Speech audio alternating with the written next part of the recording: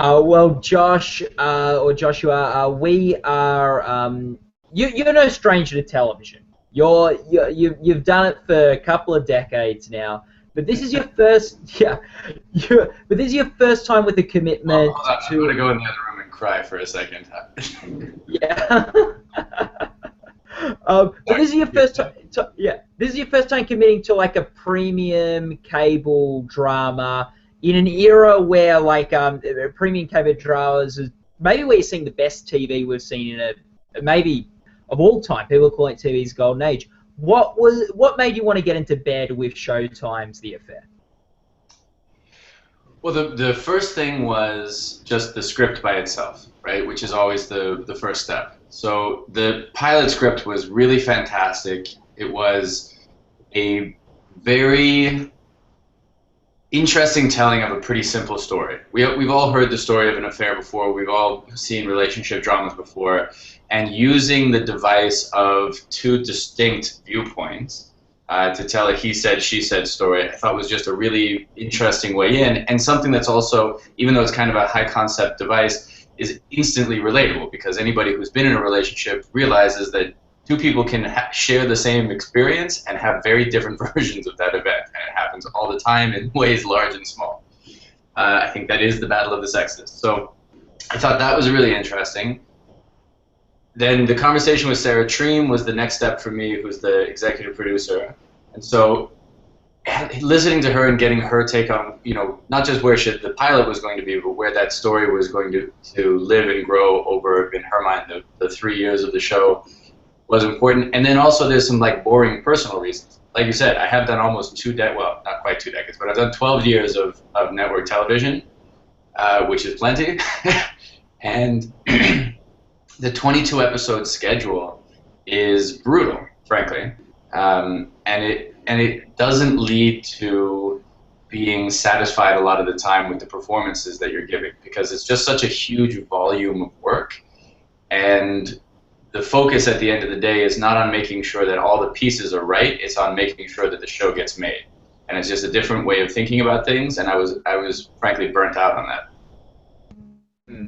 Are there challenges that come with a premium cable drama that you don't get? Because it's obviously the benefit of the scheduling.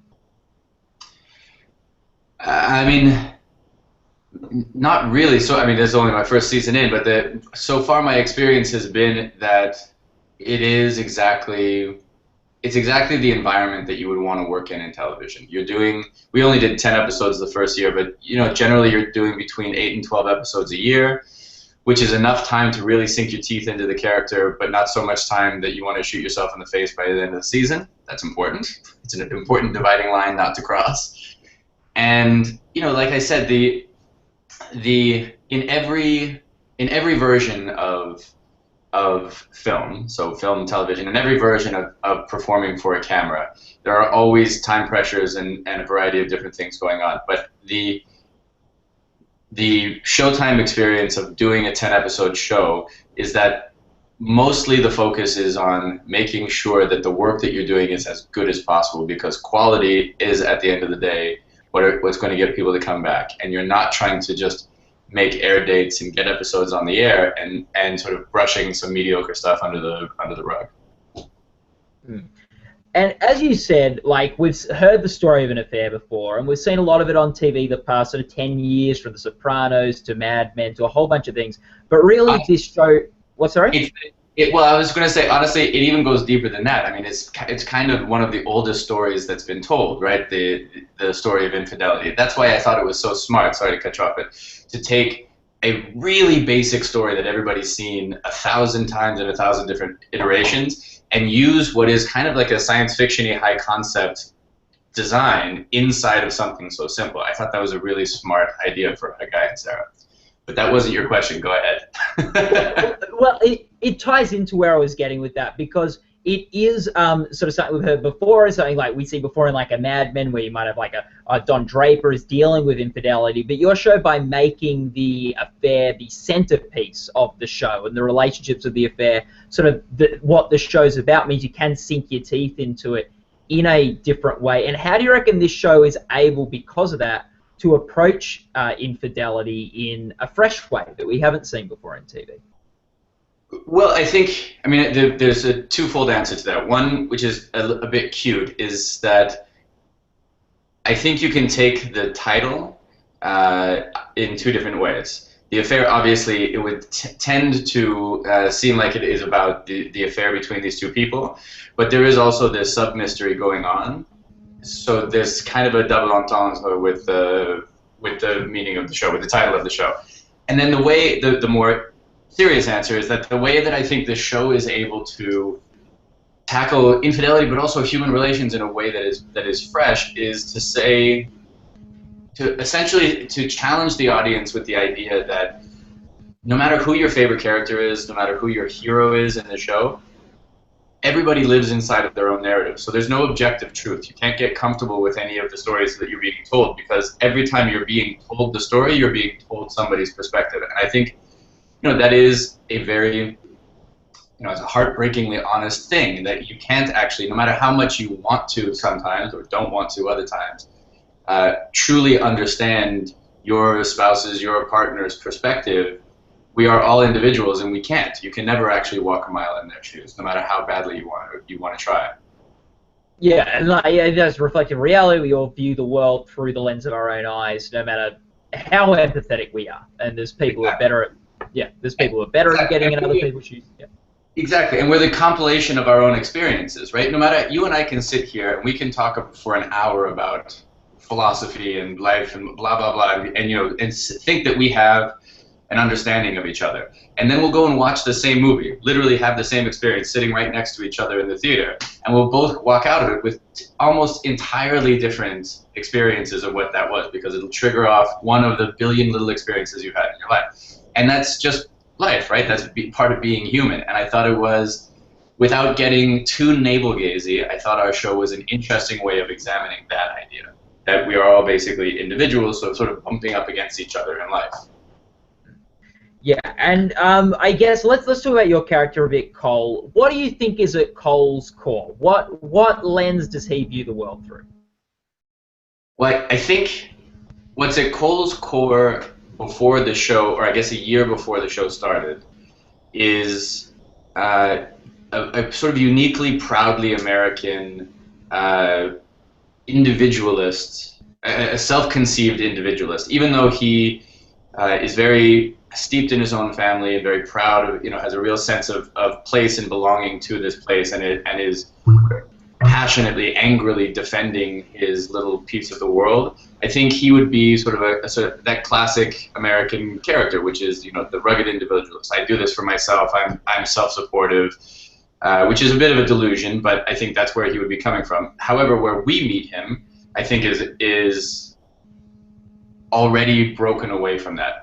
With the loss of his child, I think everything has come undone, right? So the man that was, who we'll never meet, who is before the telling of this story, doesn't really exist. And at the point at which we meet him, I think he is essentially a coward, because he is incapable of having an honest conversation with his wife about how ruined he is about the fact that they lost their child. And because of that, he is destroying his own marriage. Even though it's she who's cheating, he's, by not confronting it directly, he's forcing her to not engage with him emotionally, and he's ultimately causing the one thing that he doesn't want to, which happens so often in life, the one thing he doesn't want to affect, which is just. Yeah. Yeah. Things have gotten a bit real in the show recently. And we did have a good conversation on the show on the found out. How do you think that's the show moving forward? How do I think that scene's going to impact the show moving forward? Yeah. Well, I mean, it's telling that the first time that you actually get inside of Cole's mind, the first time that he's able to actually open up to his wife on the entire course of the show so far, is on the heels of finding out that she's betrayed him, that she's having an affair. And I think it speaks to how incapable he is of really communicating with anybody in his life, but her, who is the most important person. So I think in the near term, the way that it affects the show is it gives them kind of a false dawn. It shows, they are trying, and these two people do care about each other, but I think you just see how incapable Cole is at this moment in his life of really being emotionally capable and present with his wife. You've also got a Sorry? They're not in a good space. No. It's not a happy marriage. There's also got a rotting porch in the show, and Cole I think it's all thrown out. I would say it's not even a rotting porch. I think we've got a rotting metaphor in the show. Yes. I was going to ask, is he just talking about the porch in that scene, or was... Well, so far as Cole is concerned, he's just talking about the porch, but so far as the audience is concerned, I think they would take it to have some other meaning. I don't think Cole is, in general, and he changes a little bit, because with anger and bitterness comes that sort of passive aggression, I guess, but that was before he knows. So Cole, I just don't think Cole is that person, right? He's sort of... he's a big fish in a little pond, so he's never had to mince his words. He's been together with his wife for in some fashion, for close to 15 years. So I don't think he ever is anything less than direct. But I think we all got the metaphor. And it could be planned to have a baby on the show. Well, we're trying to jump the shark as soon as possible. We want to introduce as many small children as we can by the end of the season. Well, you did get a season 2, so congratulations on that. Thank you. Does that change the way? Like, it could have been just a one season. And now there's so many more opportunities for it to go in direction. Well, look, most shows are one-season shows, or not even that. But the way that our show was conceived right from the very beginning, to hear Sarah tell it, was that she had in her head, she and her guy had broken out 3 seasons. They looked at it as a novel, essentially, or a 3-act play, which is that there are 3 seasons worth of stories in her head, or were, and each season would act as a chapter, so that there is a through line to the overall story, but each story itself comes to some sort of seeming conclusion. So it would have, I guess you haven't seen the finale, but you could have ended our season at the end of this year. It would have felt only moderately satisfying, because there are still things outstanding that I hope people will want to come back to.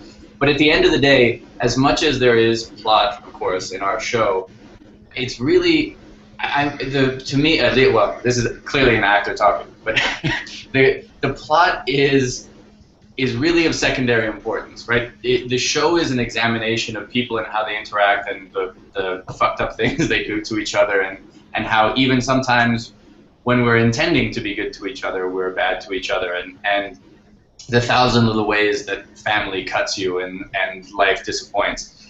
And so the broader plot is only a device to keep the people moving, but ultimately you could, in theory, spend an infinite amount of time, because life is like that, right? There's always something happening, there's always some new interaction, there's always some new dynamic, and so long as the writing remains fresh and of the quality that it is right now, it will never really run out of plot, because we're not really a plot-driven show. Did you know all 3 acts of the show when you were getting in? Or? Yeah, in the broadest possible sketch, right? Not she didn't hand me 30 scripts and say, here's the show.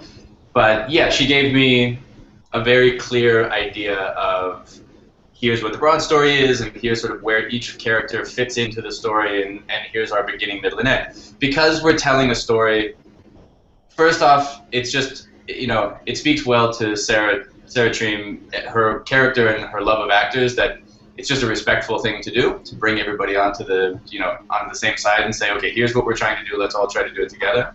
Not always the way, but a good thing to do. And then the other thing is because our show is told in broken timelines, what characters know when is important, and you need to bring people in so that they can be delivering. You have to be on top of that as a performer, so that you're not making a decision in the past that makes something that you've already filmed in the future impossible. If that makes sense. Yeah, it does. And you've got three different shows. Like Dawson's Creek, you've had Fringe, and you've had The Affair, that are all so different types of beasts and so different shows. Do you look for something different every time you look for a new series? Yes. Yeah. I mean, it was less conscious. There was such a long time between Dawson's and Fringe. It was less conscious. But looking back on it, certainly you couldn't have picked a more diametrically opposed show. And in film and TV, I guess film is less because there's such a less time commitment. I try to consciously not choose against my past choices. But as an actor, you do want to keep yourself entertained. Frankly, you need to keep yourself engaged, and you don't want to keep on going back to the same thing over and over again. Or at least I don't, or else you start to feel stale, like you run out of things to say. I would get bored very quickly if I just did the same thing over and over again. So yeah, I mean, you always want to be challenging yourself in new ways. And then, frankly, more than trying to find a genre or something like that, it's not like there's 1,000 great scripts just sitting out there waiting for us to discover them. Good writing is rare, and when you have writing of the quality of this show, because I was only 6 months done with Fringe when this came up, and I was not in any hurry to, it took me 6 years to go from Dawson's to Fringe, and it took me 9 months to go from Fringe to this. So I wasn't in any hurry, but the truth is that the writing was so good, you can't, as an actor, it when you're reading the script and and you see the character, you actually see the whole story in your head, and you see the character. And that's when you're fucked, because it's already got you. You probably are not going to be able to say no to this no matter how much you want to stay on vacation. Well, all the best, Joshua. We're expecting The Affair to maybe make waves at the Golden Globes, where a lot of the new shows in their first seasons can do quite well, and the Screen Actors Guild Awards are also coming up, so just hope all the best, and thanks for spending time with us today. Thank you. Now go get some sleep. Are you just getting up, or are you just going to bed? Be honest. Just getting up. We're at 5:30, but I might have a quick nap. I think you've earned it. All right, man. Pleasure. Thanks, Joshua. Bye. Have a good one. Bye.